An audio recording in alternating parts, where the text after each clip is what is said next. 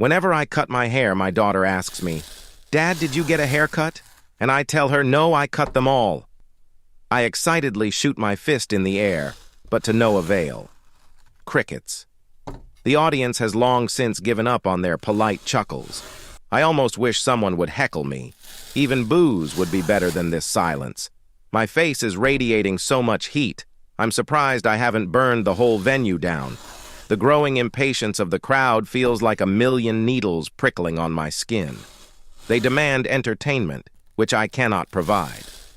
I lock eyes with the old lady sitting in the corner. She looks ghastly.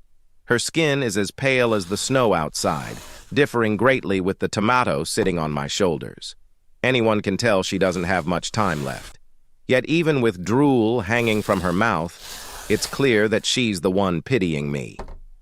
Whenever I ask my daughter what she wants for dinner, she says, "I kind of feel like a pizza, Dad," and I say, "Oh, really? Well, you don't look like one." Most people have their phones up by now.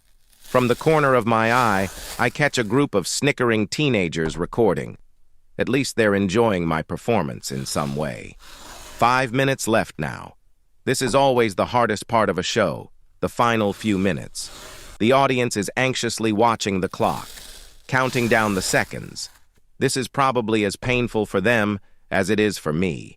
Whenever I hang up the phone, my daughter always says, "I'll call you later, Dad." And I say, "Don't call me later, call me Dad." No matter how many times I do this, it never gets easier. The false confidence I managed to project at the start is beginning to dwindle.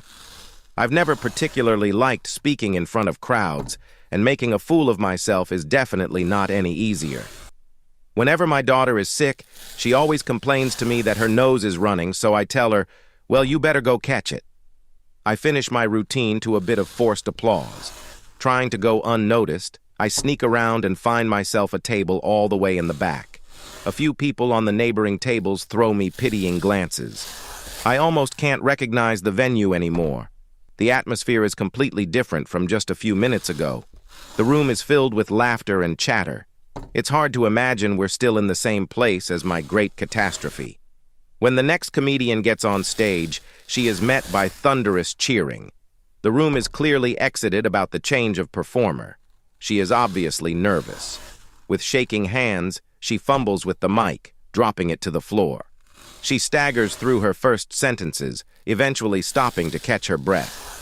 "Don't be nervous, kid. You can't possibly be as bad as that last guy." A rugged-looking man shouts up at her. "Yay, anyone is hilarious compared to that guy." Another person follows up.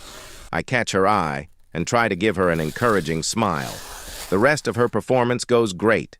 Her jokes are met by heavy laughter. The mood is certainly lighter now. Everyone is relived to laugh again. As she finishes her routine and is showered with applause, she looks me directly in the eyes. Whenever my daughter finishes a performance, she always mouths to me, "Thank you, Dad." And I know it's all worth it.